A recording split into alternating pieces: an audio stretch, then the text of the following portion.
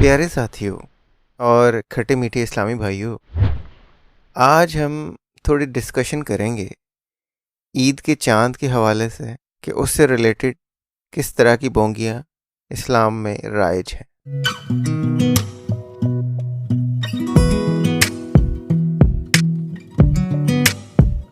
तो प्यारे साथियों, हम हर साल देखते हैं कि ईद के चांद को लेके उलमा में लड़ाइयाँ और झगड़े हो रहे होते हैं। पूरा आलम इस्लाम सिर्फ इस एक बात को लेकर कि चांद नज़र आया या नहीं आया डिवाइड हो जाता है। कहीं एक दिन ईद पहले हो रही होती है, कहीं ईद एक दिन बाद हो रही होती है। बल्कि पाकिस्तान में तो ये सिचुएशन है कि पाकिस्तान में एक ही कंट्री में कई कई ईदें होती हैं, कोई एक दिन पहले कोई एक दिन बाद में। जैसे कि ये एक न्यूज़ आपको स्क्रीन पे नज़र आ रही है, ये लास्ट ईयर की न्यूज़ है और इस न्यूज़ के मुताबिक अल्लामा पोपलज़ई और मुफ्ती मुनीबुर रहमान इन दोनों में इख्तलाफ हो गया ईद के हवाले से और रमज़ान के हवाले से। मुफ्ती पोपलज़ई ने रमज़ान और ईद एक एक दिन पहले की और मुफ्ती मुनीबुर रहमान ने रमज़ान और ईद एक एक दिन बाद की। और फिर एक ऐसा सूबा भी था पाकिस्तान में जिन्होंने रमज़ान मुफ्ती मुनीब के साथ एक दिन बाद शुरू किया और ईद जो है मुफ्ती पोपलज़ई के मुताबिक एक दिन पहले कर ली और उन्होंने टोटल 28 रोज़े रखे, जबकि इस्लाम के मुताबिक या तो 29 रोज़े हो सकते हैं या 30 रोज़े हो सकते हैं। तो ये गड़बड़ भी पाकिस्तान में हुई कि इन मुफ्तियों के झगड़ों में इस्लाम का सत्यानाश हो जाता है। और मसला ये है कि आज साइंस और टेक्नोलॉजी इस जगह पे पहुंच गए हैं कि जिसमें आपको चांद को देखने के लिए आपको एक्चुअल साइटिंग की ज़रूरत नहीं, बल्कि आपको कैलकुलेशन की ज़रूरत है और आप कैलकुलेट कर सकते हैं कि चांद कहाँ नज़र आएगा, कब नज़र आएगा और क्या लोकेशन होगी। ये सारी चीज़ें कैलकुलेट हो सकती हैं। आजकल साइंस और टेक्नोलॉजी इतना एडवांस हो गए हैं और यही काम पाकिस्तान में भी साइंस और टेक्नोलॉजी के मिनिस्टर ने किया है, फवाद चौधरी ने। उसने एक ऐप बनाई है और अकॉर्डिंग टू लूनर साइकिल्स एक कैलेंडर इशू भी किया है, जिसके मुताबिक उसने पहले से बता दिया है कि भाई चांद कहाँ पे नज़र आएगा, जो नया महीना है वो कब शुरू होगा और उसकी मून साइटिंग कहाँ पे होगी। अब मसला ये है इन मुल्लों को कि ये जो रूत हलाल कमेटियों के, यानी कि जो चांद को देखने वाली कमेटियां होती हैं, उनके हेड बन के बैठे होते हैं और फिर इस तरह की टेलीस्कोप्स लगा के चांद को देखने की कोशिश करते हैं और फिर इधर उधर से विटनेसेस लेते हैं, गवाहियाँ लेते हैं कि जी इसने फ़ोन कर दिया वहाँ से कि मैंने चांद देखा, उसने फ़ोन कर दिया। अब इनकी ये इजारादारी ख़त्म हो जाती है और इनका ये एक बिज़नेस मॉडल है। इनकी तनख्वाहें लगी हुई हैं, गवर्नमेंट की तरफ से इनको पैसे आते हैं। अब साइंस और टेक्नोलॉजी पे बेस करते हुए अगर चांद की लोकेशन का पता करना शुरू कर दें तो ज़ाहिर बात है इनकी तो पॉकेट मनी जाती है, इनकी रोज़ी रोटी पे लात आती है। तो अभी रिसेंटली इस हवाले से जब फवाद चौधरी ने बता दिया कि भाई चांद कहाँ पे नज़र आएगा और ईद संडे को होगी, तो उसकी बात बिल्कुल सही साबित हुई। मुफ्ती मुनीब जो चांद की कमेटी का हेड है पाकिस्तान में, उसने चांद देख के उसी दिन की ईद कंफर्म की जिस दिन की ईद फवाद चौधरी जो साइंस और टेक्नोलॉजी का मिनिस्टर है पाकिस्तान में उसने बोली थी।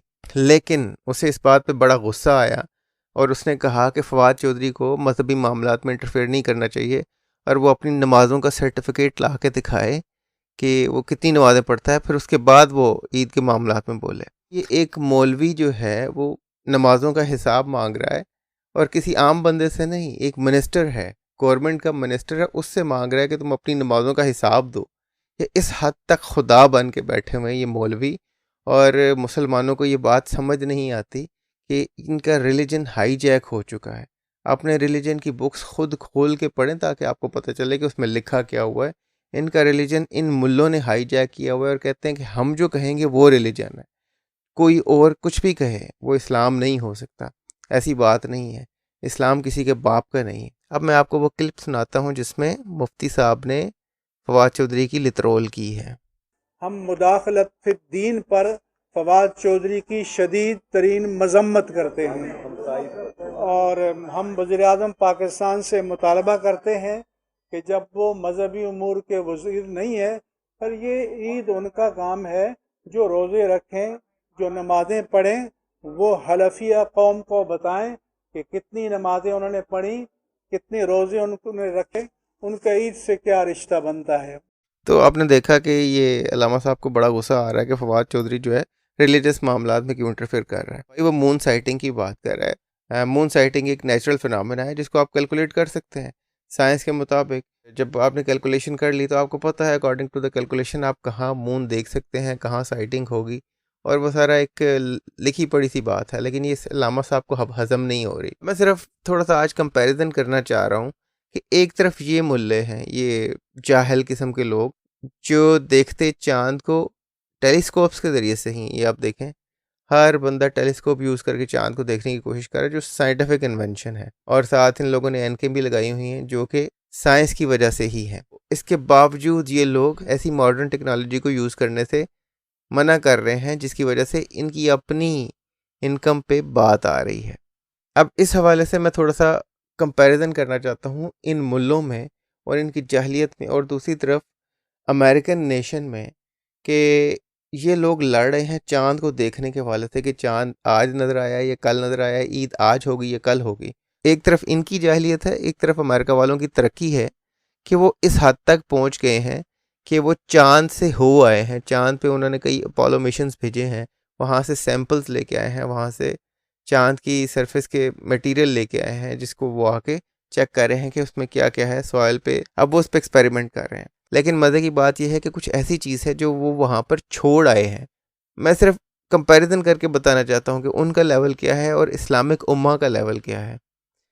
जो अपोलो मिशंस चांद पे गए, उन्होंने जगह बनानी थी अपने स्पेसशिप में वो सैंपल्स के लिए जो उन्होंने वहाँ से कलेक्ट करने थे।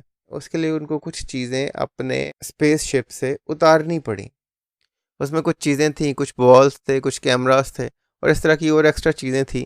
लेकिन जो सबसे कंसिडरेबल बात है कि उसमें 96 बैग्स ऑफ पूप था, यानी कि ह्यूमन वेस्ट के, ह्यूमन शिट के 96 बैग्स थे जो वो चांद की सरफेस पर छोड़ आए हैं, और वो अभी तक चांद की सरफेस पे मौजूद हैं।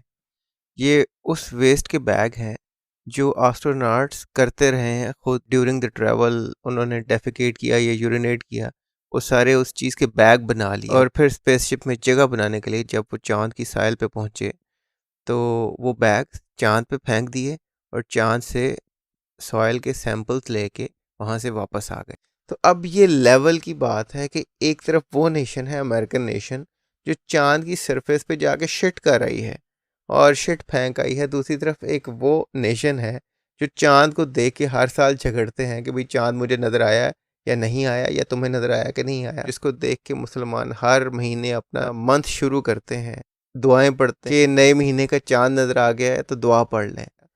ये वो लोग हैं, ये वो लेवल है, और इस किस्म के बैकवर्ड रिलीजन में ये ज़िंदा है कि जिसमें इनके लिए नई टेक्नोलॉजी का यूज़ करना एक गुनाह बन जाता है। इसी में एक रिलेटेड बात ये भी है कि अब अमेरिकन ये भी सोच रहे हैं कि चांद पे कॉलोनी बनाई जाए, कि चांद पे जो है एस्ट्रोनॉट्स जाके रहेंगे, वहाँ पर स्पेस स्टेशन बनाए, और जिस तरह भी वो एक प्लान कर रहे हैं। लेकिन वो लोग प्लान कर रहे हैं, वो सोच रहे हैं कि चांद पे कॉलोनीज़ बनाई जाएँ जहाँ पे जाके लोग रहें। और अगर कभी चांद पर कॉलोनी बन गई और गलती से कोई मुसलमान उस कॉलोनी में शामिल हुए तो उन लोगों के लिए रोज़े रखना मुश्किल हो जाएगा, क्योंकि अल्लाह को तो पता ही नहीं था कि मुसलमान चांद तक पहुंच जाएंगे।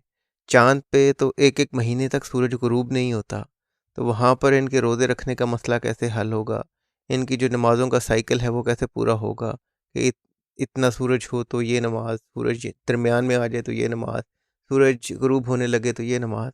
इनकी नमाज़ों का साइकिल वहाँ पे कैसे चलेगा अगर चांद पे कॉलोनी बन गई। तो इंतहाई बैकवर्ड रिलीजन है इस्लाम। और फिर सबसे बढ़ के अल्लाह ताला की इतनी बसीरत है, इतनी अक्लमंदी है, वो चांद की कस्में खा रहा है। मतलब इस हद तक इस्लाम की जहालत है। और सबसे बड़ी जहालत का ये सबूत है कि इस्लामिक जो वे ऑफ प्रेयर है वो इतना बैकवर्ड है कि जब अल्लाह ताला ने प्रेयर का तरीका जब बनाया था या बताया था मुसलमानों को, तो उस वक़्त उसने ये नहीं सोचा था कि लोग स्पेस में जाएंगे और फिर स्पेस में जाके लोग काबे की तरफ मुंह कैसे करेंगे। अब आपको ये भी मैं बताता हूँ कि मलेशियन नेशनल स्पेस एजेंसी ने डिपार्टमेंट ऑफ इस्लामिक डेवलपमेंट के साथ मिल के 150 मुस्लिम स्कॉलर्स को from all over the world बुलाया और फिर उनकी एक मीटिंग करवाई, और उन्होंने ये डिसाइड किया कि जब एस्ट्रोनॉट्स, जो मुस्लिम एस्ट्रोनॉट्स हैं, वो जाएंगे स्पेस में तो वो वहाँ पर जाके नमाज कैसे पढ़ेंगे।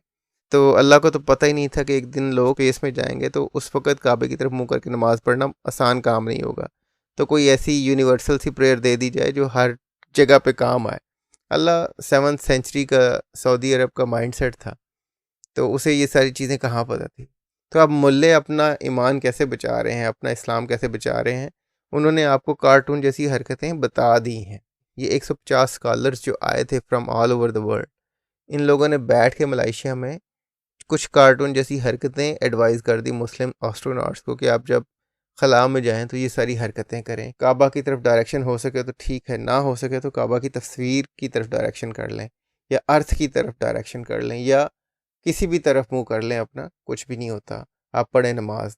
और फिर नमाज पढ़ने का ये तरीका बताया कि जी आप खड़े हो सकते हैं तो ठीक है, नहीं तो अगर वहाँ पर खड़ा होना मुश्किल है स्पेस में तो आप स्टैंडिंग पोस्चर में आ जाएं, और फिर झुकने के लिए आप अपने थोड़ी को जो है अपनी चिन को घुटनों के साथ टच करें। तो ये कार्टून वाली हरकतें इन्होंने बता दी हैं कि साइड पे लेटें, सीधा लेटें, उल्टा लेटें, इस तरह करके आप अपनी नमाज़ें शमाज़ें जो है ना वहाँ पर पढ़ लें। जबकि प्रे अगर कोई सही खुदा होता तो वो एक ऐसी यूनिवर्सल सी प्रेयर होती कि वही आप प्रे कर रहे हैं, वो तो किसी भी जगह हो सकती थी, किसी भी पॉस्चर में हो सकती थी। इसके लिए एक स्पेसिफिक कार्टून जैसी हरकतें करना ज़रूरी नहीं था।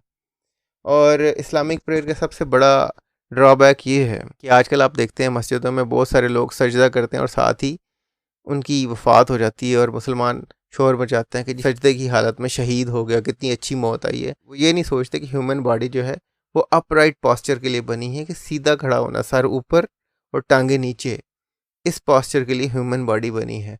और जब सजदे की पोजीशन में जाते हैं वो एक अननेचुरल सा ह्यूमन बॉडी का पॉस्चर है। एक्सरसाइज में जब हम इस तरह की कोई चीज़ करते हैं या कोई एक्टिविटी करते हैं, जब सर नीचे करते हैं और टांगे ऊपर करते हैं, उसमें हमें एक्सरसाइज से पहले बॉडी को वार्म अप करना होता है। वार्म अप करने के बाद प्रॉपरली बॉडी को उस स्टेट में ला के कि जिसमें अगर हम एक्सरसाइज में उल्टी सीधी हरकतें करते हैं तो वो हमारी बॉडी उसको बियर करती है। लेकिन एक नमाजी जो है वो मस्जिद में जाता है, जाके वज़ू करता है, और उसका जिस्म पहले ही ठंडा होता है और वज़ू की वजह से और ठंडा हो जाता है, और वो स्ट्रेट वे जाके नमाज़ पढ़ना शुरू कर देता है और वो सजदे में जाता है। एक्स्ट्रा स्ट्रेन आता है दिमाग पे और दिल पे, ये अननेचुरल सा पॉस्चर है। तो इन चीज़ों को मुसलमान नहीं सोचते। वहाँ पर कोई मेडिकल किट आपको नहीं मिलेगी, वहाँ पर कोई डॉक्टर आपको नहीं मिलेगा मस्जिद में जो इस तरह के केसेस को हैंडल करें, क्योंकि उनके लिए सजदे की हालत में मरना सबसे बड़ी बात है। तो ये सारी बेवकूफ़ियाँ हैं। ये एक ऐसा जाहिल सा रिलीजन है जिसके साथ एसोसिएट होके आप सिर्फ अपनी मौकरी ही बनवा सकते हैं। आपको कोई अरस्तू या अफलातून नहीं समझेगा।